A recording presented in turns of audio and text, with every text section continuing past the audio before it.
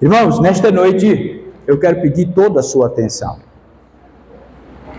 porque o nosso último paradoxo, ele exigirá de nós, quer dizer, dos irmãos, toda a atenção.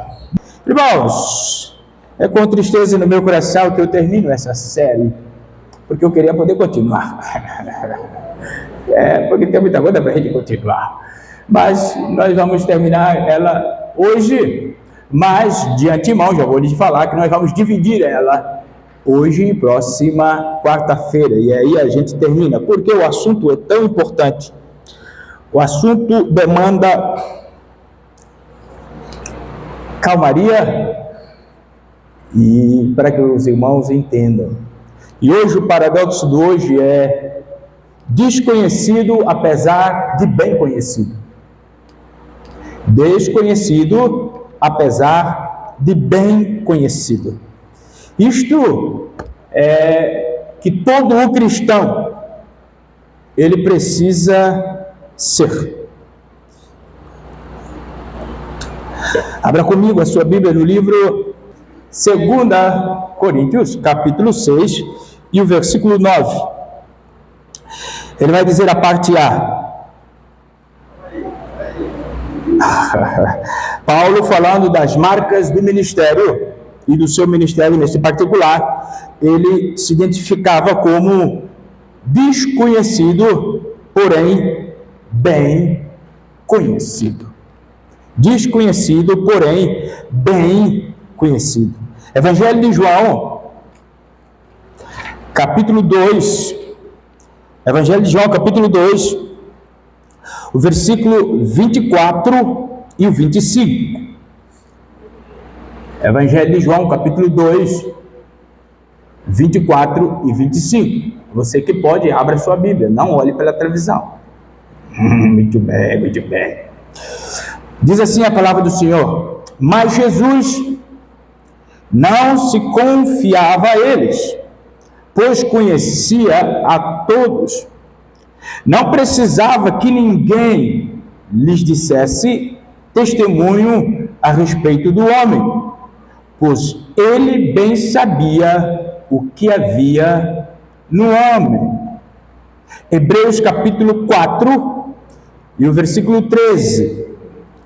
Hebreus capítulo 4 e o versículo 13. Diz assim a palavra do Senhor: nada em toda a criação está oculto aos olhos de Deus. Tudo está descoberto e exposto diante dos olhos daquele a quem havemos de prestar contas. Oremos ao Senhor. Obrigado, Pai, pela Tua palavra. Queremos ouvir a Tua voz, fale conosco, porque o Senhor fala pela Sua palavra. Deus nos ajuda a entender e a aplicar em nossa vida. Conceda-nos graça de compreender. Em nome de Jesus eu oro. Amém. Esses textos todos que eu li para fundamentar este paradoxo, que é exatamente desconhecido apesar de bem conhecido, fala sobre duas coisas: sobre a reputação e o caráter. Como hoje nós estamos no último sermão, eu vou abrir agora precedente para que os irmãos, os valorosos, possam me dizer qual a diferença entre reputação e caráter. Alguém pode me explicar? Reputação e caráter. Qual a diferença? Dou-lhe uma, dou-lhe duas. Olha, o Cristiano está pedindo ajuda aos universitários. Muito bem. Vou chutar. Pode chutar, irmã. Eu acho que reputação é aquilo que as pessoas dizem a seu respeito. E caráter é aquilo que você é quando ninguém está olhando. Você olhou para o meu sermão ou não? É suspeito em falar, né? Não é suspeita, mas não olhei. É exatamente isso que ela acabou de dizer. A reputação é aquilo que as pessoas acham que eu sou. E o caráter é o que eu sou de verdade. Vamos ver alguns pensadores o que falam sobre isto. Alguém escreveu assim: a reputação pode ser formada em um instante. Em um instante. Alguém pode fazer-se em um instante. O caráter leva a vida toda. Esta é uma frase escrita num copo como este meu aqui. Não sei quem escreveu, mas quem quer que seja que tenha escrito, falou uma grande verdade.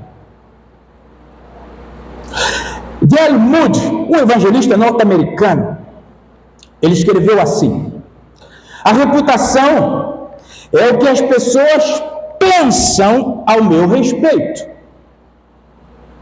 O caráter é o que eu sou quando ninguém está me olhando. Sabe, por vezes nós somos desconhecidos e usamos a nossa reputação, só que somos bem conhecidos por causa do nosso caráter. Eu vou chegar lá no meu pensamento. Abraham Lincoln foi o 16º presidente dos Estados Unidos. Um presidente de tradição batista, diga-se de passagem. Ele escreveu assim: o caráter é como uma árvore, e a reputação como sua sombra. A sombra é o que nós pensamos da árvore, e a árvore é o que ela é real. Quantas vezes você já viu a sombra e você ficou, uau, que negócio exponencial, e quando você chegou, você teve aquela decepção, porque a sombra te iludiu, e isso faz a reputação. Mas um pensador, John Wooden, um treinador de basquetebol americano, ele escreveu assim: a nossa reputação é o que os outros pensam que somos. Nosso caráter é o que realmente somos. Deveríamos nos preocupar mais com o caráter do que com a reputação. Olha só, ele vai um pouquinho mais profundo, porque ele diz que a reputação é o que os outros pensam que somos. Mas o caráter é o que somos. Eu tenho um sermão que eu preguei para um grupo de jovens, e o nome do sermão, ou o título do sermão, é que embalagem sem conteúdo é propaganda enganosa. A reputação e caráter. Mas ainda há um autor, um pensador que fala sobre isso. E a bem da verdade, ele concorda com tudo isso que eu já falei e penso. Ele diz que a reputação de muitos homens não conheceria seu caráter se encontrasse com ele na rua. Percebe isso? Isto é profundo. Ele diz aí que a reputação de muitos homens não conheceria seu caráter se encontrasse com ele na rua. Porque é muita gente que diz e não é. Então, quando se embatem, parece que não se reconhece. Alguém escreveu ainda sobre reputação, dizendo assim: a sua reputação precisa necessariamente ser um reflexo do seu caráter. Caso contrário, ou seja, se a reputação não for reflexo do caráter, caso contrário, a hipocrisia não lhe trará boas consequências. Porque uma reputação divorciada do caráter é hipocrisia. E as consequências serão terríveis. alguém escreveu assim. Um pastor africano, de um país africano chamado São Tomé e Príncipe, ele escreveu assim: seu caráter estará diante de Deus em juízo, e neste dia nada valerá sua reputação. Seu caráter estará diante de Deus em juízo, e neste dia em que o seu caráter estará diante de Deus, de nada vai valer a sua reputação. Ou seja, a mentira construída em torno de você mesmo. Por quê? Apesar de desconhecido, ou seja, você se apresenta às pessoas com a reputação, você é muito bem conhecido por Jesus. Tanto assim que ele diz que Jesus não confiava nos fariseus e publicanos. Sabe por quê? Porque ele conhecia cada um. E não precisava ninguém falar para ele sobre isso. Eu me lembro agora, irmãos, muito saudoso, do irmão Gideon. Acredito que foi nas primeiras semanas que eu estive aqui. E eu ainda estava na casa do tio da minha esposa. Eu fui ali conversar com ele na relojoaria. E sempre que ele me via: reverendo, entre, sente. E aí ele falei para ele: me conta a história da igreja. Eu quero entender a história, me conta a história da igreja. Ele me contou a história da igreja. Aí no final ele falou: mas eu não vou lhe contar a história das pessoas, porque o Senhor conhecerá pelos seus próprios olhos. Que sabedoria! Que exemplo! Que testemunho! Só estava eu e ele lá. Ele poderia simplesmente falar de todo mundo, mas ele disse: de pessoas eu não falo com o Senhor vai descobrir. E não é que eu estou descobrindo mesmo? Não é que eu estou descobrindo mesmo, gente. Porque se ele me dissesse, contasse em torno das pessoas, eu poderia de antemão já vir com uma formação. Mas ele diz: não, as pessoas você vai conhecer. Que homem sábio. Repara algo bastante importante aqui na história da humanidade, na nossa história, ou no nosso tempo presente, nós conhecemos pessoas de reputação conhecida por milhões de pessoas. A reputação. Muita gente conhece por reputação.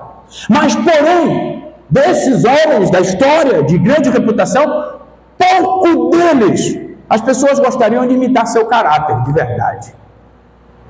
Poucos. Porque são caráter divorciado da reputação. Igualmente, tem pessoas de caráter puro e tem a sua reputação beliscada por causa dos inimigos invejosos, detestáveis, cuja virtude é contar mentira. Pessoas de caráter puro, mas tem sua reputação beliscada por aqueles que patrocinam mentira.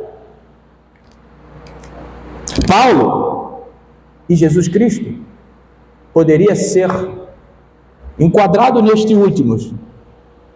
Esses que tinham um caráter puro, mas viu a sua reputação sendo beliscada por plantadores de dissensão. Repara que os inimigos de Jesus acusaram ele de endemoniado. Jesus era o Salvador, meu irmão. E os indivíduos chamaram ele de endemoniado. Mateus capítulo 11, 18 e 19. Jesus foi chamado de comelão e beberrão. Santo de Israel, meu irmão. Teve a sua reputação beliscada. Porquanto o seu caráter era puro, era limpo. Sabe que a igreja de Corinto, a igreja que deu muito cabelos brancos ao apóstolo Paulo, essa igreja era dividida em 4 facções. Sabe, porque eles tinham opiniões erradas a despeito do ministério, da vida do apóstolo Paulo. Você pode ler isso quando chegar na sua casa, 1 Coríntios 1, de 10 a 17. Alguns questionavam a autoridade apostólica de Paulo. Outros acusavam Paulo de usar o ministério para o seu bem pessoal. Paulo, apóstolo dos gentios, Paulo, aquele que teve um encontro com Cristo diretamente, então eu sei que ele fala, eu tive um encontro com o mestre, teve a sua reputação beliscada por causa dos invejosos. Sabe que na epístola que Paulo escreve, e isso é de um amor grande de Paulo para com essa igreja, porque a despeito dele ser beliscado, a sua reputação, o seu caráter intacto, o que faz Paulo? Ele simplesmente ensina a igreja o quanto eles estão falhando, o quanto eles estavam falhando na obediência à vontade de Deus. E simplesmente eles achavam que conheciam Paulo, só que pelo discurso deles em torno do ministério de Paulo, vê-se que eles não conheciam Paulo. Paulo só queria simplesmente os ajudar. Por isso mesmo, Paulo ele relata em suas cartas dificuldades que ele encontrou no meio deles. 2 Coríntios, capítulo 11, versículo 12. O apóstolo, ele não era celebridade como eles achavam. O apóstolo nunca desejou ser celebridade. Paulo era um servo fiel. 2 Coríntios 6, 9. Ele vai falar, como desconhecido, apesar de bem conhecido. Sabe, meu irmão, a história da igreja, ou da história da igreja, é possível nós vermos, quando a gente vai estudar um pouco a história da igreja, é possível nós vermos homens e mulheres que tiveram como Paulo uma vida de dedicação ao Senhor, serviram e sofreram por causa do Evangelho e da igreja do Senhor, e não obstante ao seu serviço e sofrimento, eles foram ignorados, eles foram criticados pelas pessoas que eles decidiram servir. Sabe, este paradoxo, como desconhecidos, apesar de bem conhecidos, suscita para nós, na verdade, 3 questionamentos. Eu quero fazer o primeiro hoje e os 2 últimos na próxima semana, até porque eu quero terminar mais cedo. Nós precisamos pensar, e o primeiro questionamento, para que nós percebamos os desconhecidos e realmente conhecidos, nós precisamos questionar a nossa mente. O primeiro questionamento é: realmente conhecemos os outros? Realmente você conhece com quem você anda? Realmente você conhece com quem você troca figurinhas? Com quem você troca discursos? Com quem você estabelece dialética? Você conhece quem você está ouvindo? Você conhece quem você está falando? Sabe, é que sobre a face da terra, os nossos dias, ele é preenchido de conhecimento. Nós conhecemos pessoas, e não apenas nos nossos laços familiares. Nós conhecemos pessoas em outras circunstâncias, nós conhecemos pessoas em outros ambientes, nós conhecemos pessoas até em outros países. Sabe que algumas pessoas dessas que nós conhecemos, com o tempo, nós passamos a conhecê-las muito bem e realmente podemos confiar e caminhar com elas. Outras pessoas que nós, nos nossos dias sobre a terra, a gente tem algum tipo de contato, nós simplesmente estabelecemos um relacionamento ocasional. Só que para conhecermos bem as pessoas, para conhecer bem, é necessário caminhar com elas, é necessário passar tempo com elas, é necessário talvez até ir à sua casa, tomar um café com elas. É necessário conhecer bem. Para conhecer bem, é necessário você caminhar com a pessoa. Sabe, Paulo, por 18 meses, Paulo ministrou em Corinto, durante a sua primeira passada por ali.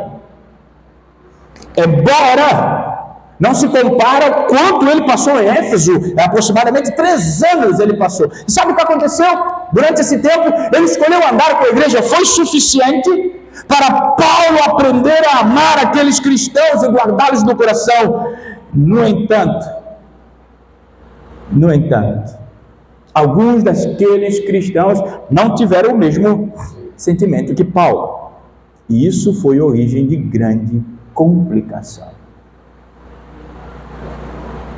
Nos dias de Paulo, haviam pessoas que não eram sinceras. Ele faz registro disso em 2 Coríntios 11, de 5 até o 15. Haviam pessoas que simplesmente representavam o papel, ou seja, reputação. Só representava, criava de certa forma anomalia no corpo. E com certeza Paulo não era uma dessas pessoas. Muitas pessoas se revelavam fingidas para com o apóstolo, a ponto de muitas pessoas dessas terem o mesmo destino que Demas teve. 2 Timóteo 4:10. Demas simplesmente retornou ao mundo, porque a reputação dele e o caráter não eram a mesma coisa. Sabe, Paulo, ele não era muito bem apreciado. Nem mesmo os apóstolos inicialmente reconheciam Paulo. Mas os apóstolos até tinham medo de Paulo. Por causa de quê? Da reputação e não do caráter. Mas houve um que conhecia o caráter e não a reputação somente. Barnabé. Ele se colocou de pé em defesa de apóstolo Paulo. Você pode ver isso no livro de Atos, capítulo 9, a partir do 26 até o 30.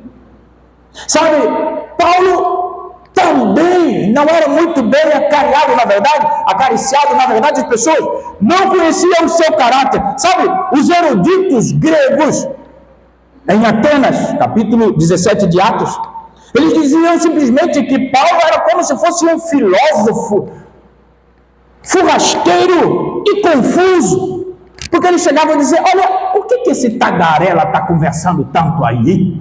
A gente não está entendendo nada que ele está falando. Mas Paulo estava falando de quem? De Jesus Cristo. Paulo estava falando do amor de Cristo. Os filósofos não entendiam isso.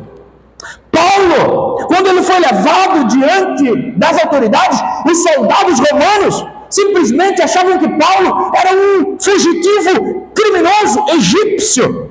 Capítulo 21 de Atos, a partir do 37 ao 39. Paulo pede a autorização para falar, e o chefe do soldado chega e fala para ele: você é um criminoso egípcio. Você pode falar: não, pode parar com isso, eu sou judeu. Eu sou judeu. Olha só, eles não conheciam Paulo. Paulo não fora conhecido nem mesmo pelo governador romano Festo. Quando Paulo foi levado por causa dos invejosos ao governador, o que Festo falou: eu não sei o que eu vou acusar esse homem, eu não conheço esse homem, eu não sei da vida dele. Desconhecido, mas bem conhecido.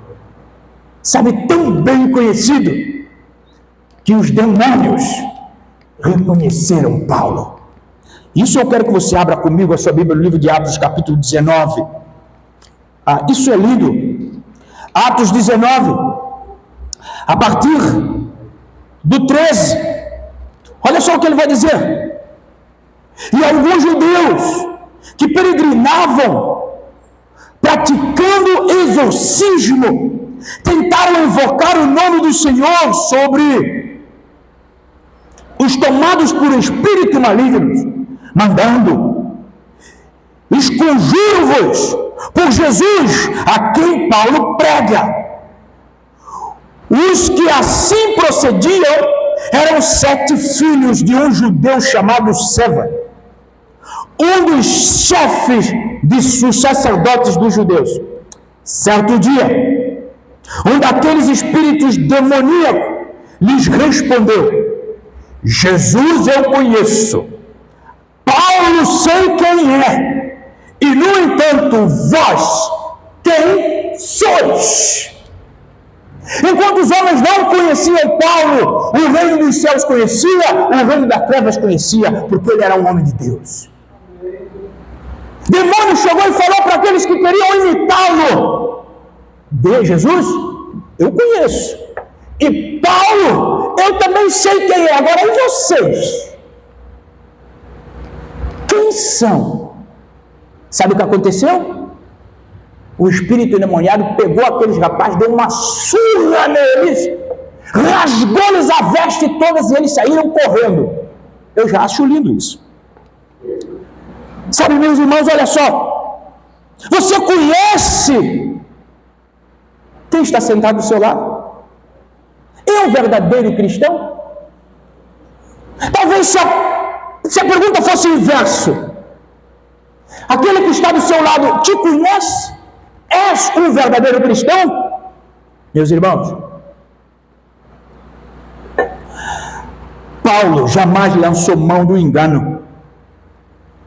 Sempre foi honesto e sem fraude em todas as suas atividades apostólicas. Você pode ler isso, 2 Coríntios capítulo 6, versículo 1 a 10. Eu espero que você esteja tomando notas dessas referências. Como nós podemos saber quem está do nosso lado? Como nós podemos conhecer os desconhecidos? Como nós podemos saber se o potencial membro da nossa igreja ou a liderança dela já fora realmente nascido de novo? Vamos ver algumas coisas na palavra do Senhor?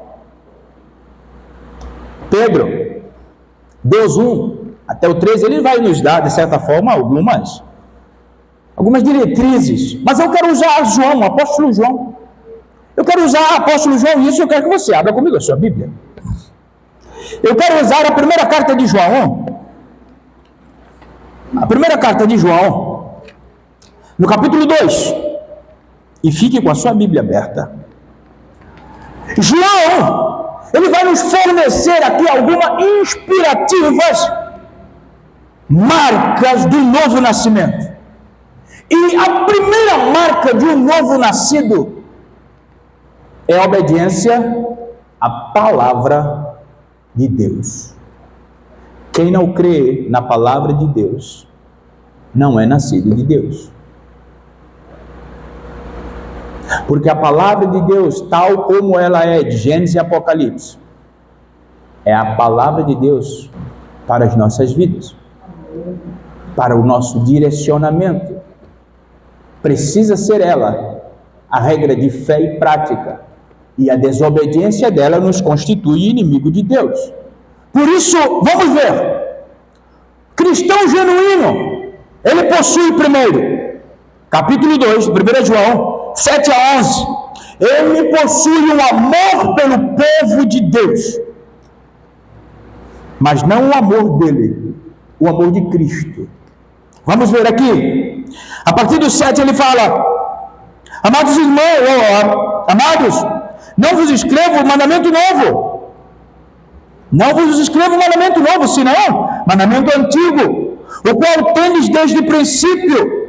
Para este mandamento antigo é a palavra que ouvistes. Primeiro, quer seguir Jesus? Sério? A palavra que precisa orientar a sua vida é a Bíblia. Somente a Bíblia. Vamos continuar. Versículo 8. Todavia, o que vos escrevo é um mandamento novo, no qual é verdadeiro nele e em vós, pois as trevas estão se dissipando e já brilha a verdadeira luz. 9. Aquela pessoa que diz estar na luz, mas odeia o seu irmão, continua a vagar sobre trevas. Repara, aquele que diz estar na luz, mas odeia o seu irmão, está vagando sobre trevas. Quem ama seu irmão permanece em luz, e nele existe motivo, ou nele não existe motivo de tropeço. 11. No entanto, quem odeia o seu irmão está nas trevas e vaga pela escuridão, não sabe para onde caminha, pois as trevas lhe turvam a visão.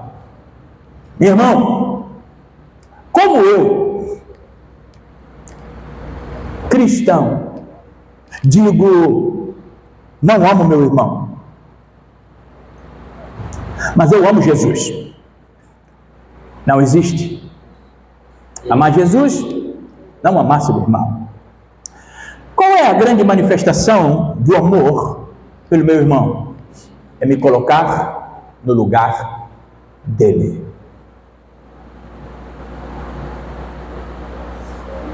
É fazer a ele o que eu quero que ele me faça. É construir simplesmente um muro de amor entre nós. Uma ponte, bem na verdade. Uma ponte de amor entre nós. Por isso, o amor não me possibilita desejar o mal ao meu irmão. O amor não me possibilita ignorar a necessidade, quer seja física, emocional, do meu irmão. O amor não me possibilita me colocar superior ao meu irmão. Segunda marca de um verdadeiro cristão está do versículo 12 até o 14. Expressa uma vida consistente. Vamos ver aqui, a palavra diz: filhinhos, obrigado, irmão. Filhinhos, eu vos escrevo porque os vossos pecados foram todos perdoados, graças ao nome de Jesus. Pais, eu vos escrevo, portanto, conheceis aquele que é desde o princípio. Jovem, eu vos escrevo, pois venceste o maligno. Crianças, eu vos escrevi, porque conheceis o vosso Pai. E vós, pais, eu vos escrevi, porque conheceis aquele que é desde o início, do princípio. Jovem, eu vos escrevi, porquanto sois fortes, e a palavra de Deus permanece em vós, e já vencestes o maligno. Segunda marca do verdadeiro cristão, ele é consistente, porque a palavra de Deus está nele. Ele não é volúvel, como diz Davi. Ele não é simplesmente pessoas que servem a Deus em circunstâncias. Enquanto a maré está a meu favor, uma benção. Como diz o outro, é uma benção. Mas se alguma coisa se colocar contra mim, eu não venho mais na igreja, não leio mais a Bíblia, não oro mais. Vou lhe falar uma coisa que João vai falar aqui. Aqueles que saem do nosso meio, João diz, nunca foram nossos.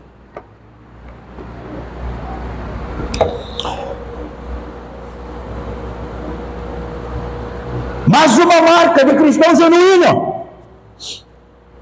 15 a 17. O cristão genuíno, primeiro, ele ama. Porque ele sabe que Deus é amor. E se ele é filho de Deus, não há outra sorte para ele. Segundo, cristão genuíno, ele permanece com a palavra.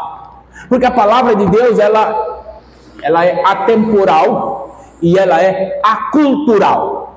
O que é isso, pastor? É que o tempo não ofusca a verdade dela, nem mesmo a cultura.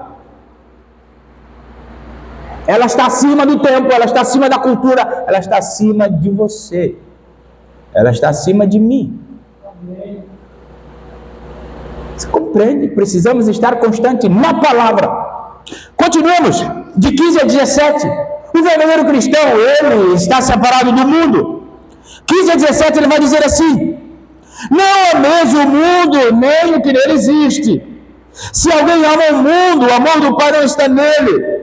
Pois tudo o que há no mundo, as paixões da carne, a cobiça dos olhos e a ostentação dos bens, não provém do Pai, mas do mundo. Ora, o mundo passa, assim a sua volúpia. Entretanto, aquele que faz a vontade de Deus permanece eternamente. Agora, como é que eu faço a vontade de Deus? Primeiro, aonde está a vontade de Deus?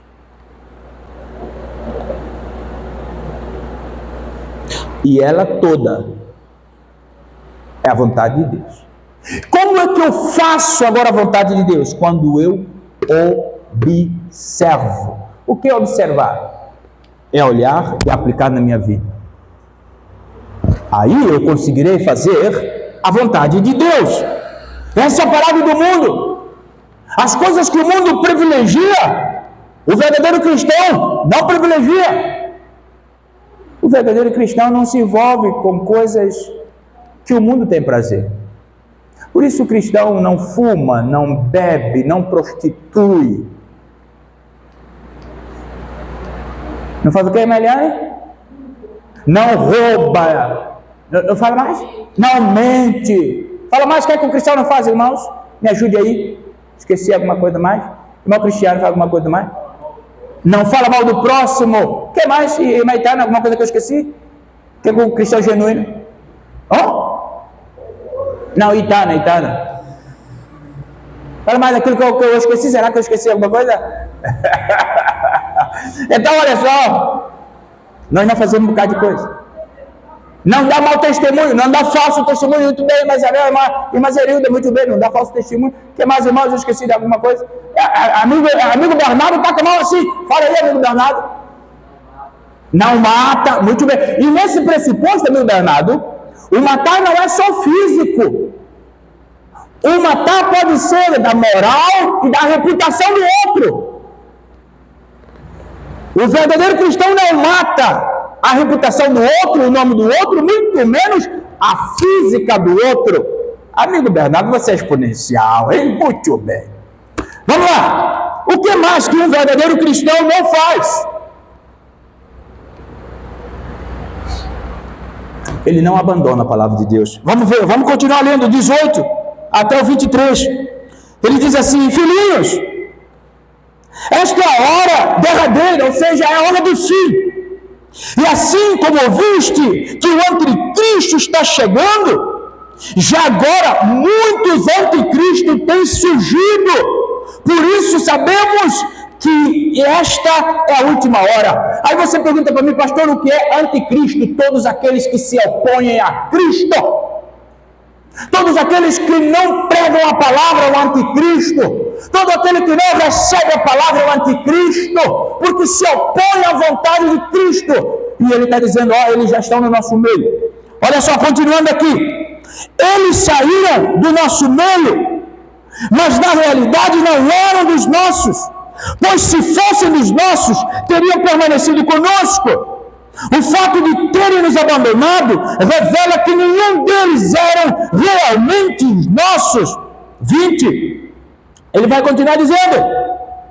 Cadê o 20? Está aqui. Entretanto, vós tendes uma unção que procede da parte do santo. E olha que esse santo está com a letra maiúscula. Não se trata de nós, mas se trata daquele que vive e reina para sempre. Nós recebemos dele uma graça, uma unção para estarmos firmes. Que todos tenham de pleno conhecimento, porque não vos escrevo porque vos falta conhecimento da verdade, mas justamente porque a conheceis e, portanto, nenhuma mentira tem origem na verdade. Sabe, eu agora me lembro, quando Jesus falava com os fariseus, e eles falavam com ele, nós somos servos de Moisés. Somos seguidores de Moisés. Jesus diz, não, vocês não conhecem Moisés. Vocês não conhecem Moisés. Porque vocês praticam a mentira. Moisés falou a verdade. E sabe de quem é a paternidade da mentira? Pois é, aí ele fala assim, vocês são filho dele. Quem mente não é da verdade, não é da luz. Mas o texto continua dizendo até aqui, o 22, ele vai dizer: quem é mentiroso, senão aquele que nega que Jesus é o Messias? Este é o inimigo de Cristo, aquele que rejeita tanto o Pai quanto o Filho. Meu irmão, rejeitar a palavra de Deus é negar o Pai, negar o Filho, e não procurar andar segundo ela. Ele vai dizer no 23: todo que nega o Filho é igual, de igual forma não tem o Pai. Quem confessa publicamente o Filho tem também o Pai. Olha só que nego, que coisa linda. Por isso, um verdadeiro cristão, ele é fiel, ele é leal à palavra de Deus, ele é leal ao povo de Deus. Ele não se constitui como anticristo. Sabe, nós precisamos buscar a orientação do Senhor para a nossa vida, a orientação do Espírito Santo de Deus. Caso contrário, se nós negligenciarmos o estudo da palavra, se nós negligenciarmos a pregação da palavra, a Bíblia toda, nós haveremos de permitir que os muitos anticristos começam a infectar a igreja de Jesus. 1 João 2, 18 e 19. Se nós negligenciarmos a Bíblia, é uma terra fértil para os anticristos e heresias. Nós precisamos cuidar. O joio estará no nosso meio. Jesus disse isso, Mateus capítulo 13. Jesus disse um alerta, ele fez um alerta. Ele disse que no mesmo campo haverá joio plantado por Satanás, na mesma proporção que haverá trigo plantado por ele. Deus planta o trigo, Satanás planta joio, mas estarão no mesmo campo. Mateus capítulo 13, 24 a 30 e de 36 a 43. E Paulo também ensina sobre isso. Só que Jesus diz algo bastante importante para nós. Olha, o joio e o trigo estarão aí. Jesus contando aos seus discípulos: olha, certa vez um homem, um fazendeiro, pediu aos seus serviçais que fizesse a plantação no campo, e foram lá plantar trigo. Só que quando começou a crescer, a brotar, eles perceberam que o inimigo veio de noite, na escuridão, tia Eude, no oculto plantou joio. E ao amanhecer, amigo Paulinho, com a luz e a claridade, se percebeu que havia joio no meio do trigo. Eles chegaram para o Senhor e falaram: Senhor, o Senhor quer que a gente arranque logo esse joio daí? Jesus falou: não é vossa responsabilidade. Deixa crescer. Deixa para o dia da colheita. Deixa para o último dia. Jesus disse assim no final do 36 a 43, ele disse: a semente é minha palavra, o semeador sou eu, o inimigo é Satanás, e o joio são os enviados deles. Mas quem vai fazer a separação de joio e de trigo não é homem, não sou eu, não é você. Nós vamos ter que ter maturidade de caminhar com ele, mas não nos tornar eles. Vamos caminhar com eles, mas no dia que Jesus vier buscar a sua igreja, esse glorioso dia, ele vai separar. Nós precisamos pedir a Deus com humildade e temor no nosso coração, conforme profeta, o apóstolo Tiago, no capítulo 1, no versículo 5 do seu livro, ele vai dizer: peça sabedoria ao Senhor. Peça sabedoria ao Senhor. Irmãos, Deus conhece o que vai no interior de cada um de nós. Por isso, nós não somos desconhecidos para Ele, mas somos desconhecidos para aqueles que estão ao nosso lado. Porque nós podemos viver uma vida toda fundamentada em uma reputação e não no caráter. Só que o que estará diante de Deus no dia de juízo não é a reputação. E é isso que Ele vai nos abraçar. Jesus conhecia quem era Pedro quando ninguém dava nada para Pedro, porque Jesus conhecia quem era e quem ele haveria de ser. Está ali no livro de João, capítulo 1. Ele falou. Jesus sabia quem era Natanael, tanto assim que ele disse: aí está um israelita raçudo. Ele conhecia Natanael. Natanael pensou, sabe o que Natanael pensou? Quando Filipe chegou e falou para Natanael: vimos o Messias, Jesus, conhecemos ele. Natanael perguntou: de onde ele vem? Vem da Galileia, vem de Nazaré. E aí, honestamente, o Natanael falou: vem alguma coisa boa de lá? Quando Jesus encontrou com Natanael, falou: eu te vi, eu te ouvi, viu? Eu ouvi o que você falou. Ele ficou meio com medo. E Jesus disse: fica em paz, eu te conheço. Meu irmão, Jesus conhecia o coração da multidão, Jesus conhecia o coração dos críticos dele. Ele sabia de antemão quem haveria de trair. Ele falou, capítulo 13 de João: eu escolhi vocês 12, mas um de vocês é o diabo. Ele sabia.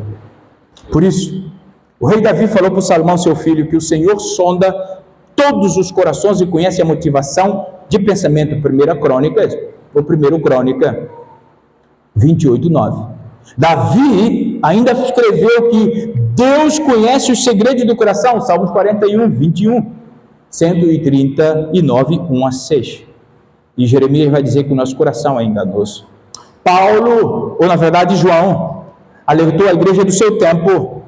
Também ele alerta a igreja do tempo presente, que todas as igrejas saberão que Jesus, ele sonda o coração e mente de todos.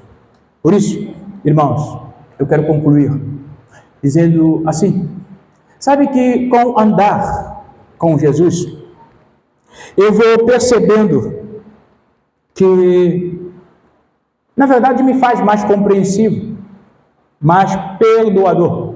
Cada vez que me envolvo com as coisas de Deus, mais compreensível com aqueles mais fracos, porque isso o Senhor nos pede que sejamos. Mais perdoador para aqueles que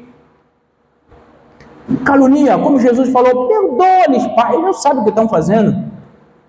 Sabe, algo é que, repara que eu fico mais gracioso com aqueles que nos atacam e que apenas, ou talvez apenas, discordam de nós. Eu vejo com olho de misericórdia, porque nós não podemos guardar rancor. O que Jesus pede para nós é que nós tenhamos um amor que suporta tudo. Eu escolhi amar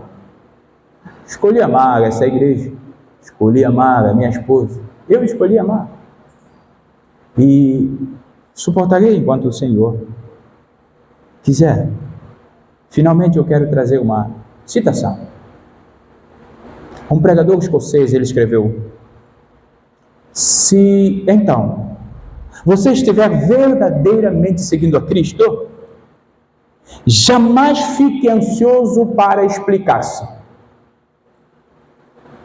Não fique ávido para ser compreendido. Jamais exalte para ser entendido. Tome sua cruz. Estude para ser calmo. Aproveite o tempo. Siga a luz do Senhor de forma brava. Lembre-se de que todos os santos precisam caminhar rumo ao céu como um desconhecido. Sabe, meus irmãos, minhas amadas irmãs, que o Senhor nos ajude a entender a sua palavra. Como Jesus, como Paulo, todo verdadeiro cristão, ele precisa ser desconhecido, embora muito conhecido. Que Deus nos ajude e nos ilumine. Baixe a sua cabeça, eu quero orar com você. Obrigado, Jesus, pela tua palavra. A palavra do Senhor que nos encoraja a viver uma vida de retidão, a viver uma vida Desconhecida, contudo, não podemos esquecer que ela é bem conhecida. Senhor, livre de nós toda a proporção de andar fundamentado numa reputação. Mas ajuda-nos, Senhor, a importar com o nosso caráter, porque o caráter é aquilo que Deus vê, é aquilo que Deus trará em juízo, e a reputação, aquilo que talvez a gente quer que os outros pensem de nós, é palha. Ajuda-nos a entender isto, e ajuda-nos a viver isto acima de tudo. Abençoe a tua igreja. Eu oro em favor do teu povo que se reúne aqui, aqueles que não puderam estar nesta noite. E eu quero os abençoá-los em nome de Jesus Cristo. Que o amor de Deus o Pai, a graça de Jesus Cristo, seu amado Filho, comunhão e consolação do Espírito Santo de Deus esteja em nós e no nosso meio, hoje e sempre. Amém.